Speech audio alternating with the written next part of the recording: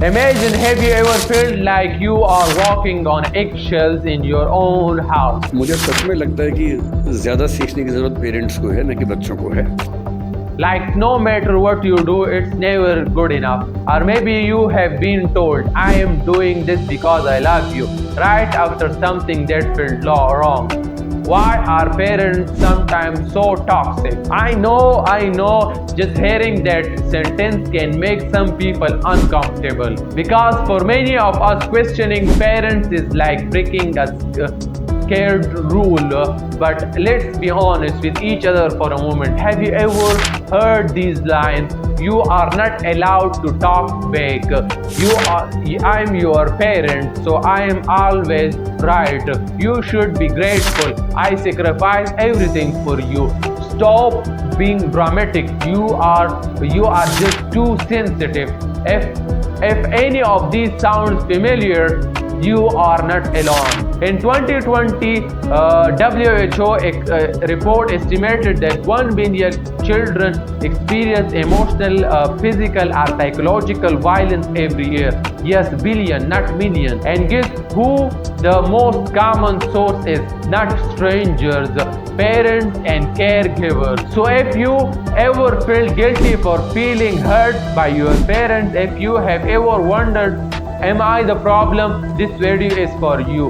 We have going to break down why some parents behave the way they do. The real psychological impact is it has, and most importantly, how to heal and break the cycle. This isn't about disrespecting parents. This is about understanding, healing, and creating healthier families for the future. So let's dive in. First thing first, whatever I as toxic parenting. Let me be clear. Toxic parenting does not mean your parents are evil villains. It's not black and white. Toxic parenting refers to patterns of behavior that constantly harms the child's emotional, psychological, or sometimes physical well-being. Think of it like this. Imagine a plant. You can overwater it, underwater it, keep it in the darkness, or expose it to too much sun. The gardener might love the plant, might truly want it to grow, but if they ever know the right condition, the plant suffers. That is how toxic parenting often is. It's not always intentional harm, it's a harmful behavior, whether internal or not.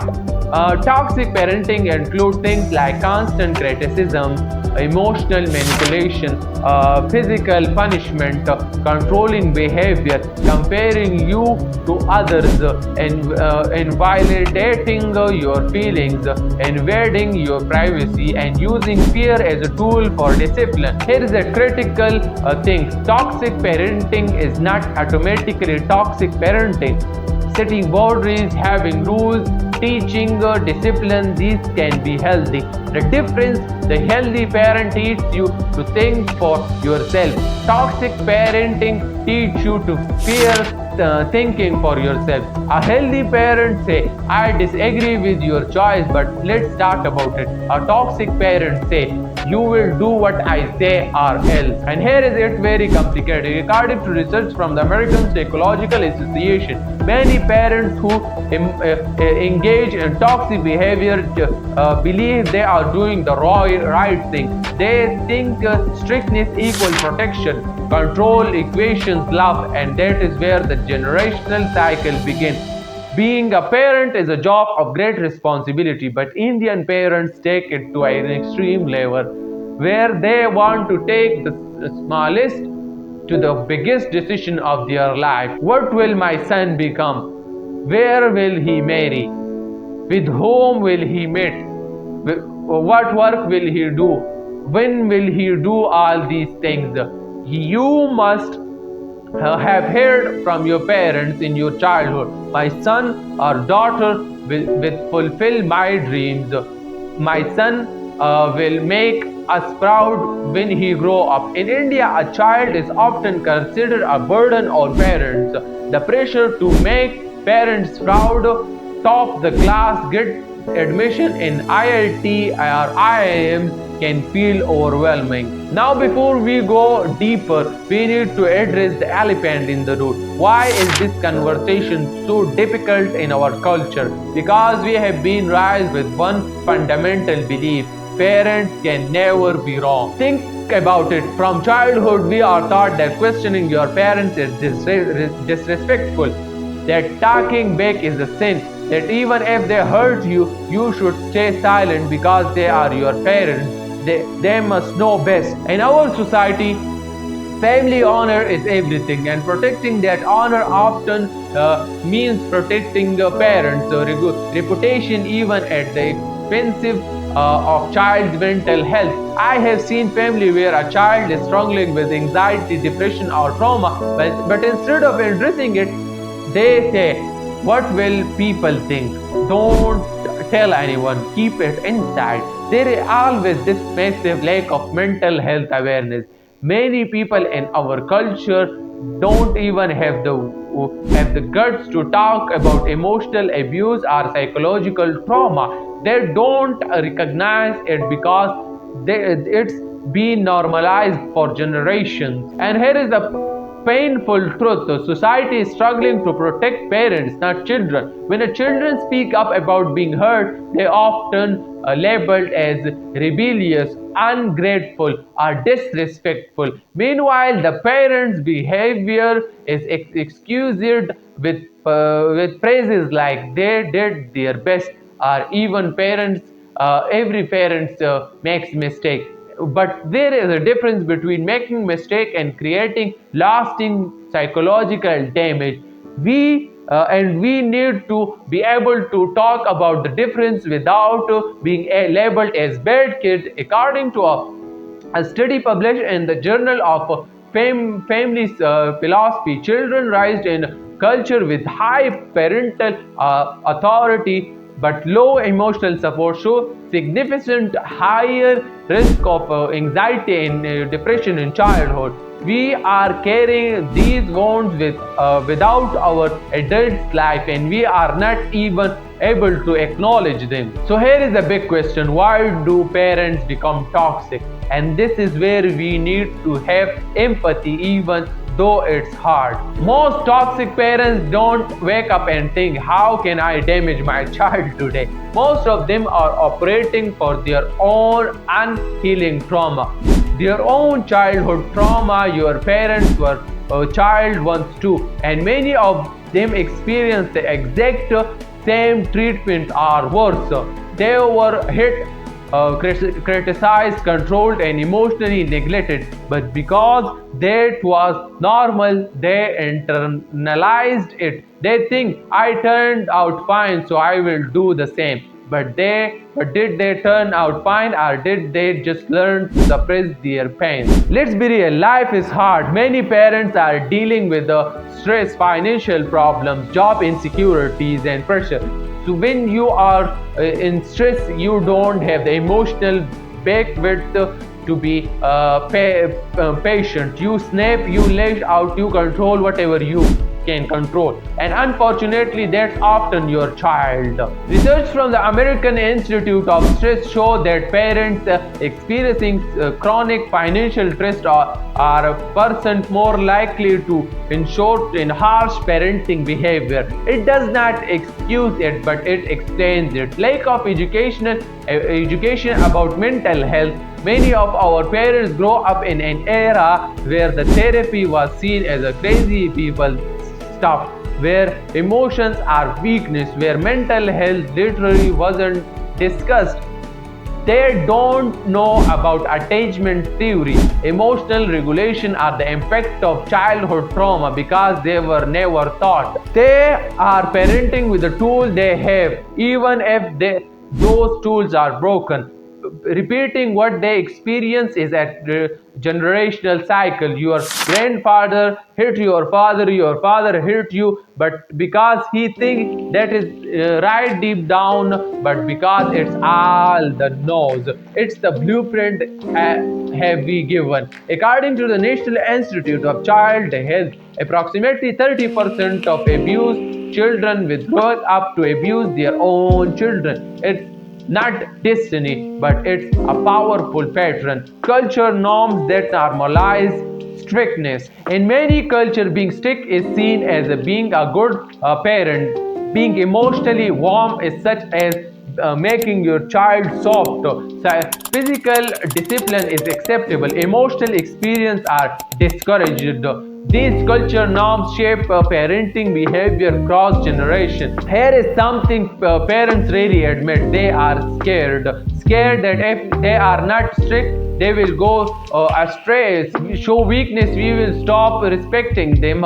Scared if they give you freedom, you will make mistakes they cannot protect you from. So they control, they dominate, they use fear because they think that is love. Let's talk about specific behavior that are common in our culture that don't even realize that them as a toxic anymore. Comparing you with cousins or neighbors. Your cousin got into middle school. What are you doing with your life?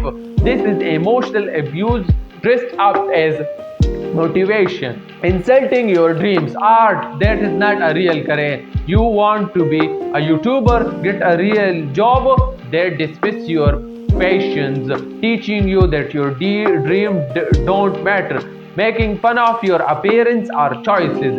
You are gain weight. That outfit looks ridiculous. Why don't you dress properly? These comments might seem small, but they matters. They shape how you see yourself. Reading your diary, going through your phone, and conversation are not allowing closed door. They say it's for your safety, but it teach you that you have not right to boundaries. Using fear instead of communication. Do this or I will hit you. One more word and I will see what happened. Fear-based discipline does not teach right for wrong. It teaches obedience through terror. Anything less than that 1% is a failure. Second place is lost. Be great or disappointment. This creates child who are terrified of making mistakes, not apologizing even when wrong. Parents who can never say I am sorry teach their children that authority figures and are never accountable. This affects how you view relationships, bosses and yourself. Forcing their dreams on their children. Your father wanted to be an engineer but cannot, so you must be an engineer. Your mother wanted to marry a doctor, so now you must find a doctor to marry. Your life becomes about complaining, completing their incomplete stories. So what happened to child who grow up in these environments? What is the long-term damage? When you are constantly criticized, compared and told you are not good enough, you internalize that message. Research from the Child Development Journal show that child exposed to chronic criticism have significantly low self-esteem that persist well into adulthood. According to the World Health Organization, childhood experience abuse, including emotional abuse, are directly linked to higher rate of anxiety and depression that knock you into the stomachs through rising thoughts, that feeling of never being good enough. It often starts in childhood. Fear of experiencing themselves. You learn that you thought and feeling don't matter, or worse, that experiencing them leads to punishment. So you become silent, you stop sharing, you build walls. When your boundaries were violated throughout childhood, you don't know how to set up as an adult. You let people walk all over you because standing up for yourself feels wrong or dangerous. You become obsessed with making others happy because that was the only way to feel safe at home. You say yes when you means no. You sacrifice your need for others. You cannot stand the thoughts of someone being upset with you. Mistakes were punished so severely that you avoid trying anything new. You play it safe. You don't take risks. You would rather not try that risk folly, choosing wrong decision later in life. This is a big one. Child who grew up with toxic parents often end up in toxic romantic relationship at adults. Why? Because dysfunctions feel familiar. Healthy love feels strange and uncomfortable. You have attached to what you know, even if what you know hurts. The study in the Journal of Social and Personal Relationship found that individuals with a history of childhood emotional abuse are often likely to enter relationship with similar dynamics. Let's dismantle one of the most damaging belief in our culture. Parents always know best. This isn't just wrong, it's dangerous. Parents are human beings. They have best blind spots, unhealed trauma, and limited perspective. Just because someone can biologically create a child, does that mean they automatically know what's best for their child? Think about it. Would you trust someone to perform surgery on you just because they are old? Would you trust someone to fix your car just because they are parents? No, it matters. The difference between guidance and control. Share their wisdom, give advice, and trust when you make your own decisions. That is a compass, not a cage. Toxic parent demands control. They make decisions for you, override your autonomy, and punish you for thinking differently. They are a poison guard, not a guide. Healthy authorities say, I'm here to protect you while you learn to protect yourself. Toxic dominance say, you will obey me because I said so. One prepares you for life, the other prepares you for trauma. Here is the reality. Blindly following the parents always know best belief has to let countless people staying in the situation, suppressing their dreams, marrying with wrong people, and living lives that were never there to begin with.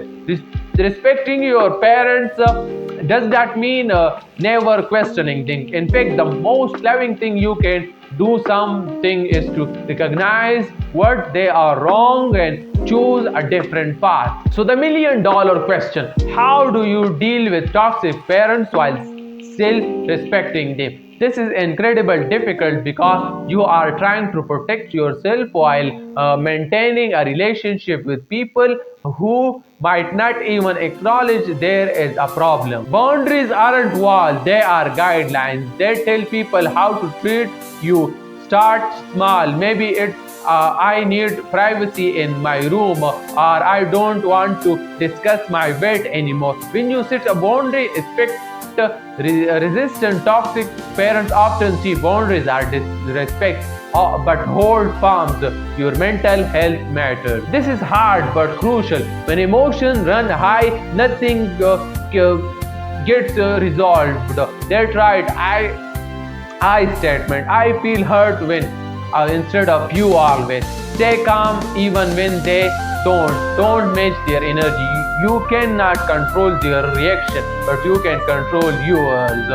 If you found this video great and you learned something, and you will respect your parents always without disrespecting them, and learn what they want and what they want you to do, and keep validating, know your truth. So thank you for watching this video. See you in the next one.